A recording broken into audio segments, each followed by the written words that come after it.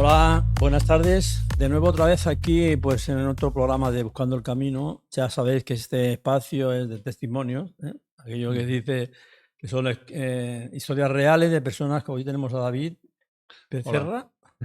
¿qué tal, Paco? Te damos las gracias por haber venido. Un placer. Él nos contará una historia real, como todas las que hemos contado hasta ahora, ¿eh? Todas las Ujú, historias son reales. O sea que lo mejor que se puede hacer para dar nuevas de algo que crees ujú, es explicar nuestra vida, ¿no? ujú. Eh, mm, Tú me has dicho antes que provenías de la Iglesia Católica, ¿no? Como muchos de nosotros, vamos, Sí, ¿eh? sí, sí, sí. Yo soy un poco hijo de la transición. Esto ya Sí, los jóvenes sí. igual no saben qué es, pero sí. Ah, Y entonces estábamos en sí. la iglesia, en una comunidad, un movimiento que se llama ATSIS, todavía existe, en la parroquia del Carmelo. Y Ah, entonces vivíamos en común durante bastantes años. Estuvimos viviendo mis padres, con mi familia, bueno, familia nuestra, pues con otras personas en pero eso cómo pisos. se hacía, que compartíais. Bueno, compartíamos vida. De Ah, hecho, incluso la economía era compartida, entonces era vida en común que se llamábamos. parece mucho al principio de la Iglesia, ¿no? Sí, sí, sí, era un poco la idea era esa, de compartir los bienes y yo disfruté mucho. Reconozco Sí, que sí. fueron años. Yo compartí habitación con una persona que después se hizo cura y hacíamos muchas locuras también y lo Bueno, pasábamos muy bien. La verdad sí, es sí. que fue una experiencia muy chula. Sí. Sí, sí, sí. Bueno, porque, ¿y después qué pasó? Que Pues después la vida te lleva y te trae, ¿no? te vaya para allá y para acá, ¿no? Sí, la verdad es que sí. Bueno, yo en mi adolescencia, mis padres dejaron la comunidad, yo tenía 14 años y me pilló en plena adolescencia. Y la verdad es que, bueno, pues me gustaban las chicas y de los 14 a los 18 fue un poco de vida, bueno, en fin, alegre, vamos a decirlo así. Y lo interesante fue que hubo un momento dado en mi vida con 17, 18 años en que yo ya sentía, pues tenía muchos amigos, jugaba baloncesto, etcétera. Me sentía muy solo, No se nota, Paco. ¿no? Será por la estatura de jugar Puede ser, baloncesto, ¿no? puede ser, pero me encantaba el básquet y reconozco que sí, que me empecé a sentir muy, muy solo, profundamente solo. Me sentía como que me faltaba, había una pieza, era como un puzzle en el que faltaba una pieza ahí en mi corazón. Y entonces recordé la época en que estábamos en comunidad y teníamos un espacio, una habitación que era la capilla, Mm. en la que yo pues de vez en cuando me metía allí, un sitio de recogimiento. Y empecé dije, pues voy a ver qué pasa. Entonces, pillé una Biblia enorme que tenían mis padres en casa y empecé a leer los evangelios. Así bueno, empecé a buscar a Jesús, digamos, intentando encontrar esa respuesta que creo que ya intuía que estaba antes. Sin conocer al Señor, intuía que estaba ahí. Bueno, porque normalmente lo que se siembra cuando uno es pequeño Ujú. se queda en el corazón, ¿eh? Sí, Y después llega algún momento que quizás la vida te hace volver a esos momentos, ¿no? exacto.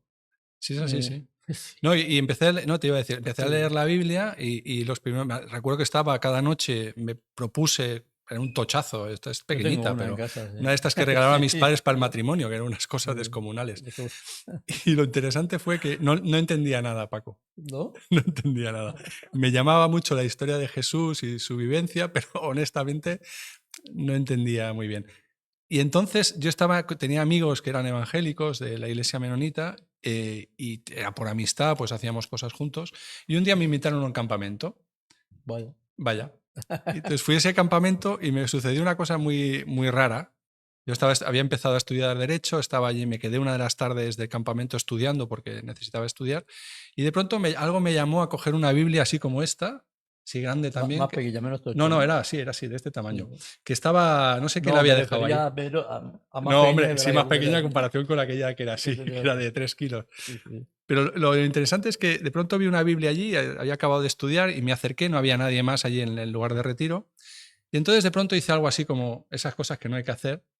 Abrí en un punto en que no había nada marcado, hice así, leí, pues en verdad, ¿no? La mies es mucha y los obreros son pocos. Pedid al Señor de la mies, Señor de las cosechas, que envíe más obreros. Eso fue el texto. Y te aseguro que fue como un boom. Dentro del corazón me hizo un boom, un estallido. Y me quedé pilladísimo. Me quedé muy pillado. De tal manera que la siguiente media hora no sabía qué hacer con mi vida, estuve dando vueltas, tal. Bueno, la Biblia la había cerrado y volví otra vez y te aseguro que no estaba marcada. A veces tenemos Sí, bueno, marcas yo como tengo aquí y no estaba marcada. Volví a abrirla de nuevo, otra vez al tuntún y ¡pum! Volvió a caer esa. Y esa misma noche, entonces, hubo un tiempo de alabanza y sentí muy fuerte y me arrodillé y me entregué al Señor y hice un pequeño acuerdo con Él porque le dije, Señor, da sentido a mi vida y yo a cambio te serviré, ¿no? Y fue una especie de acuerdo, ese queda un poco raro, pero sí es verdad que fue lo que yo sentía, decir, Señor, si tú das sentido a mi vida, yo estoy dispuesto, ¿no? Bueno, Y a partir de ahí, pues eso fue con 18 años, pues tengo 53. 18 años tenías, entonces, Sí, sí, sí. sí, sí. Como tú Bueno, más o yo, menos, ¿no? Tú sí, tenías 19, me dijiste. sí, sí. Bueno, Sí, jovencitos. bueno, yo no recuerdo si eran 18 o 19, pero por ahí andaba, ¿eh? Mm, ¿Sabes lo que pasa? Que en esa época, cuando tenemos esa edad y los sentimientos se afloran ujú, y buscas cosas que a lo mejor de todo lo vivido con las amistades que tienes, que te han llevado para allí y para acá, claro. pues llega momentos, eso, como tú, que te sentías solo. Ujú, ujú. Digo, bueno, pero ¿cómo me puedo sentir solo, no? Si tengo muchos amigos, si tengo Sí, amigos, sí, sí, ¿no? sí. Y amigos Y de si, verdad, ya, además. por eso digo Mm. que y esos amigos que ven, ¿qué tal? Después, cuando tú dijiste que eras cristiano, que te habías convertido y has Bueno, dado, yo no supe gestionarlo muy bien eso. ¿no? No, creo que no, me costó porque en eso siempre he sido muy racional y a veces decía, es que esto no tiene, no tiene sentido, o sea, esto es un poco una locura, ¿no? Y entonces me costó gestionar esa etapa. Sí que decidí dejar el baloncesto porque era incompatible los partidos con el ir a la iglesia y sí que quería crecer pues con los hermanos y la comunidad. Y entonces decidí dejar el básquet, me costó mucho, lo eché mucho de menos al año siguiente sobre todo. Pero con los amigos pues intenté mantener la relación, pero algo había cambiado en mí y ya digo, era muy joven, no sabía muy bien cómo gestionarlo. A la vez tenía un gozo y una paz y una alegría, pero a la vez era cómo traslado, cómo transmito esto. Entonces me costó, reconozco que no me fue ¿Y fácil. tus No, me sigue padres? sin ser fácil. ¿Tus padres qué tal? Mis padres habían dejado la iglesia, la comunidad en ese momento, y cuando yo les dije que me iba a bautizar como a los 20, Mm. casi les dan para allá. Porque, claro, mi padre y mi madre decían, bueno, somos creyentes, hemos crecido en la iglesia católica, para nosotros el bautismo ya, no, ya vale. Sí. Y claro, cuando les tuve que explicar que me quería bautizar otra vez, ¿De dónde vas tú tan ¿de grande, dónde no? vas, macho? ¿Qué es esto?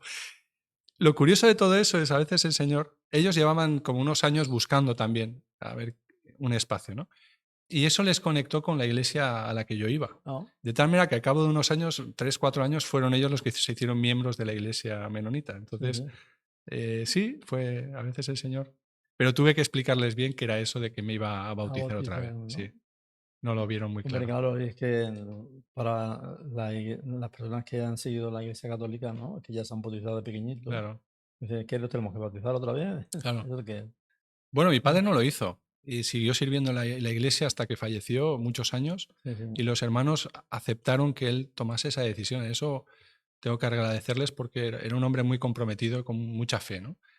Pero sí, el Señor te lleva por caminos y después ya, pues el Señor ha ido fue metiéndome mano, digo yo, o sea, dándome golpes continuamente, pues porque me cuesta aprender y entonces, pues Ay, pero contanos algunos de los golpes.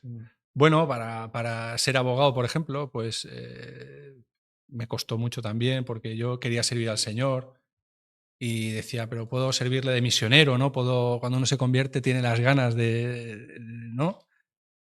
Y vino un hermano precisamente de la comunidad Taxis y me dijo, si quieres servir al Señor, estudia. Y eso me dejó muy pillado, Gerardo.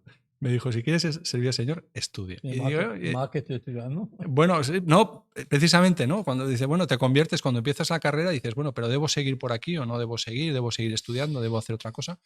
Y bueno, el Señor me ha ido hablando a través, sobre todo, de las personas, de gente sabia, de hermanos y hermanas que me quieren o que nos quieren y han ido diciendo, pues, bueno, o sea, yo creo que la gracia está en que Dios nos habla mayoritariamente a través de los demás y los hermanos y hermanas y personas sabias. Entonces he intentado ir escuchando y una de ellas era estudia, y entonces me costó, pero estudié y de ahí el Señor me llamó a ser abogado como una manera de servirle también, aparte de ganarme la vida.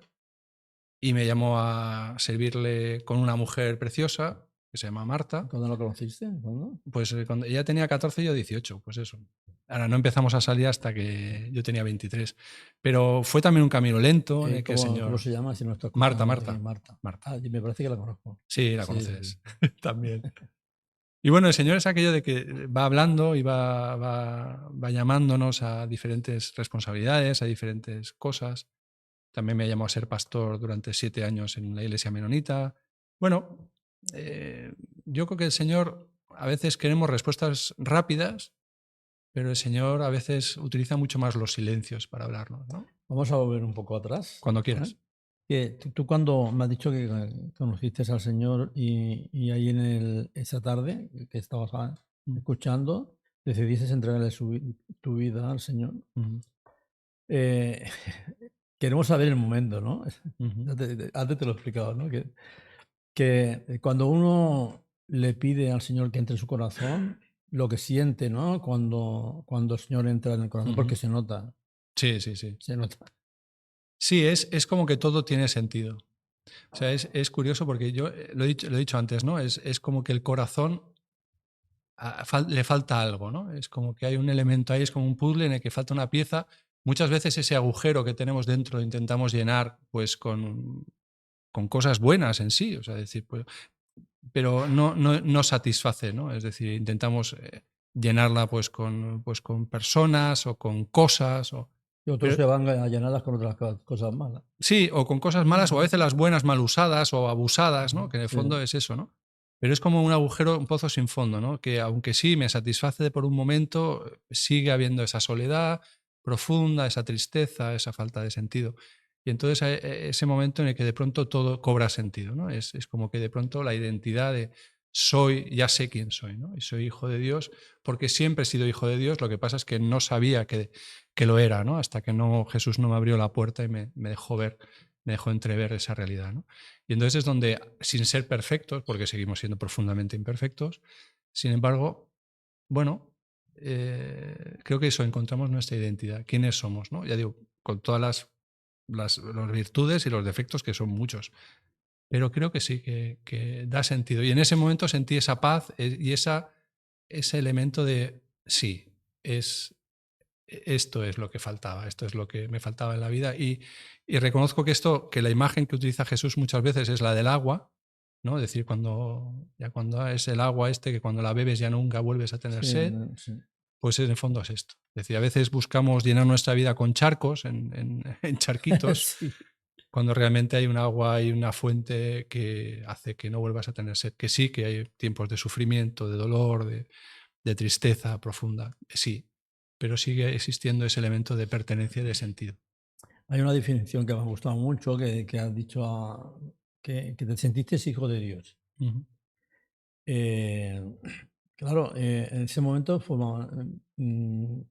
empezamos a formar parte de la iglesia, parte del pueblo de Dios, parte de su cuerpo. O sea, son cosas importantes que en la vida nos van definiendo cómo somos, ¿no? Y a ti, cuando tu mujer te sirvió para que tú en la vida espiritual, que supongo que sí, porque yo la conozco y Sí. creo que sí, esos apoyos que a veces te faltan, ¿cómo fue eso? Bueno, en mi caso fue, a ver, yo cuando mis referencias de personas que servían a Dios eran sacerdotes, por tanto eran célibes. Y yo esas las referencias que tenían era, si quieres servir a Dios, debes estar lo suficientemente libre para poder servirle. Y una familia en el fondo Claro. dificulta, ¿no?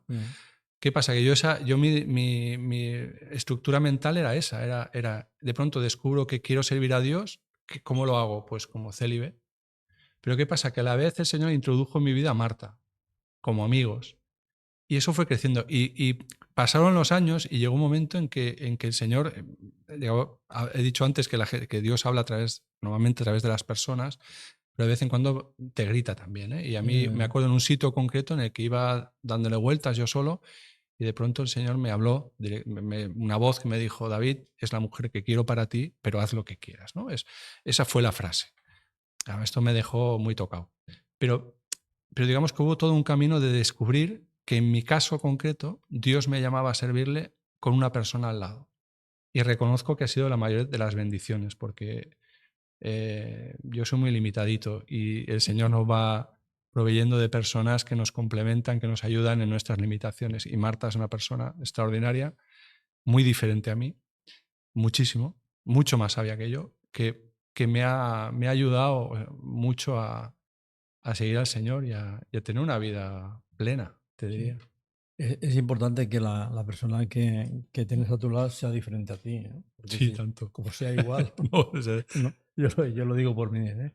Porque si mi mujer fuera igual que yo, pues, y eso que tenemos algunas veces nuestros bueno, encuentros, ¿no? lógico. Pero que en realidad siempre, iba a decir que tienen razón, Ujú. es verdad, porque te dicen y tú te haces el duro, pero al final tienes que ver que es la persona idónea que tienes a tu lado, ¿no? Sí, sí, como, perdona que te... Sí, sí, no. Y yo una cosa con Marta que reconozco es que desde el principio, cuando empezamos a salir, nuestro lema fue el amor es cosa de tres. Y aquí no suena cosas raras, el amor es cosa de tres, es nosotros dos y Dios en la relación. Y Está creo, bien que lo sí, sí, expliques, ¿eh? exacto, sí, porque ahora, hoy los tiempos que corren la gente da, pero ha sido el amor es cosa de tres. Cuando estás en el Señor forma parte principal de la relación. Y es el que nutre también muchas veces del amor, de la paciencia, del sacrificio. Bueno, es quien va proveyendo también. Y yo creo que es muy importante que la gente lo sepa. Y también el elemento de que Marta y yo tuvimos claro de que el hecho de estar juntos no era. A veces las parejas tienden a separarse, sobre todo si están en contexto de iglesia, y hacer su vida, ¿no? Tuvimos claro que podíamos seguir juntos, pero a la vez seguir sirviendo. Y por tanto, nuestro planteamiento de familia siempre fue: estamos juntos, nos queremos, dedicamos tiempo a la familia, nos dedicamos tiempo a nosotros, pero dedicamos tiempo a los demás. Es decir, no tenemos por qué dejar las responsabilidades, sí ajustarlas, pero si tú estás sirviendo, debes seguir sirviendo. Eso es una buena aviso a los matrimonios jóvenes de ahora, ¿no? Mm. De que es importante que sepamos, ¿no? Que no tenemos por qué dejar de servir al Señor porque estamos casados o porque tenemos hijos, ¿no? Porque cuando vienen los hijos, sabes que el tiempo se limita un poco, ¿no? Sí, bastante. ¿Eh? Pero vosotros, ¿cómo lo llevasteis eso? Porque me has dicho que tenéis 3 hijos, ¿no? Sí, sí. Bueno, yo la verdad es que hablaba de ajustes, ¿no? Yo creo que ahí yo me reconozco que en la iglesia me coincidió la época más de los chavales con el pastorado en la iglesia y la verdad es que me costó bastante ajustar o sea, las prioridades, ¿no? Y entonces reconozco que ahí fui poco sabio y el Señor me ha ido ayudando a tomar más sabiduría en cómo hacerlo, es decir, cómo seguir sirviendo, pero dedicarte a tu familia, que en el fondo es lo primero que el Señor te ha dado, ¿no? Claro. Pero que la familia no puede ser una excusa para no seguir sirviendo, ¿no? Ni para escaquearse de responsabilidades y tal. Si tú crees que, además yo creo que enriquece mucho también a la familia, el hecho de que los chavales vean pues que tú tienes en fin, de que no son el centro del universo, sino que forman parte de un proyecto de servicio en el Señor. Yo creo que a ellos les ha ayudado, más allá de lo que ellos decidan hacer con sus vidas más adelante, ¿no? Pero yo creo que el ejemplo, al menos, quiero creer de que está ahí, ¿no? Que ha quedado. Sí, yo también lo pienso así, ¿eh? Porque los chavales, además, cuando son pequeñitos se fijan en todo Mm, y eso es lo que son como esponjas de verdad. y van, todo lo que hagan los papás, pues ellos lo miran mucho. Yo me acuerdo una vez eh, te voy a dar Sí, sí, un sí, ratito, dime. solo una historia, porque aquí me dice que hablo mucho, ¿sabes? Pues me acuerdo que una vez estábamos en una reunión y yo tenía a mi hijo Jairo pequeñito y estaba jugando en un banco, así, ¿sabes? Y estaba hablando y nosotros creíamos que el crío estaba ahí jugando. Y cuando el predicador estaba predicando y estuvo hablando de Jairo, y cuando la papa, ¿por qué está hablando de mí? Ujú. Pues yo creía que no estaba Sí, sí, sí. escuchando. Lo digo para un ejemplo de que los niños cuando están aquí, pues lo escuchan todo, ¿no? Sí. Y van aprendiendo de cómo te meneas en la iglesia, cómo te Ujú. comportas, y eso lo pongo para ellos. Sí, sí. Es, Eh, es que con los chavales, y cuando se hacen mayores, todavía la responsabilidad es mayor. Pero sí, yo estoy convencido de que como padres lo difícil está en que nuestras palabras solo hablan, pero nuestros actos gritan. Y entonces lo que nosotros hacemos en casa o cómo somos, cómo nos comportamos, esto es inevitable que los chavales lo vean o no lo vean, o lo vivan o no lo vivan. Y yo creo que la verdadera responsabilidad como padres es ser modelos, ser ejemplos y ser coherentes. Es decir, no podemos predicar una cosa, unos valores y después vivir otros. Y es difícil, ¿eh? O sea, no estoy diciendo yo que seamos perfectos, insisto, pero sí que el esfuerzo por intentar ser coherentes entre lo que pensamos, lo que creemos, lo que vivimos, ¿no? Y yo creo que esa es la clave al final para que los chavales tomen el camino que tomen, al menos reconozcan, decir, pues mis padres, los valores que nos han enseñado los han intentado vivir, ¿no? Bueno, es una buena decisión porque además eso es lo que nos llama, lo que queremos, ¿no? Nuestro Señor nos llama a eso. Me has dicho antes que tus hijos ahora son de 19, 17 Y 14. Bueno, son tres Tres. escalas. Sí, dos chicos y una chica. ¿Cómo lo llevas ahora ahí en casa? Bien, pues Yo he conocido sí. de la manera que te hablaban y todo, el mayor sobre todo, que lo vi, tenía mucho feeling contigo, ¿no? Sí. Son un regalo. Yo es que no puedo decir nada negativo. Se me han regalado unos hijos maravillosos y sí que creo que en lo poco que he entendido es que con los chavales tenía que ser muy honesto, y cuando me he equivocado pues les he pedido perdón, cuando he estado triste he sido vulnerable, es decir, no he intentado ser lo que no era o no he intentado parecer a alguien que... Es decir, yo creo que para lo bueno y para lo malo quizá lo que pueden decir es que su padre es lo que es y ellos han vivido quién soy. Y ya digo y yo creo que eso les ha ayudado también a ellos a vivir con la tranquilidad de que pueden ser ellos mismos. También, es decir, no tenemos que disimular. Yo cuando fui pastor, una de las condiciones que puse fue, mi familia no son pastores. Mis hijos son tres hijos pequeños, por tanto van a decir barbaridades, se van a equivocar. No podemos ponerles la carga de que sean hijos perfectos. Por tanto, son lo que son y, oye, criticables. Y la gente tenía la libertad de decir, pues esto no, o de corregirles. Mira, que es el hijo del Bien. pastor. Sí, pero la idea es que pudiesen corregirles porque, oye, en el fondo, chico... Sí, es que en realidad es lo que tiene que ser, ¿no? Claro. Porque, bueno, nos quedan 2 minutitos. No. No, es que hoy hemos hablado de tu testimonio hasta que llegó, después un poquito más también de tu vida después de conocer al Señor. Y estaba pensando yo de que a veces cuando la vida nos lleva por diferentes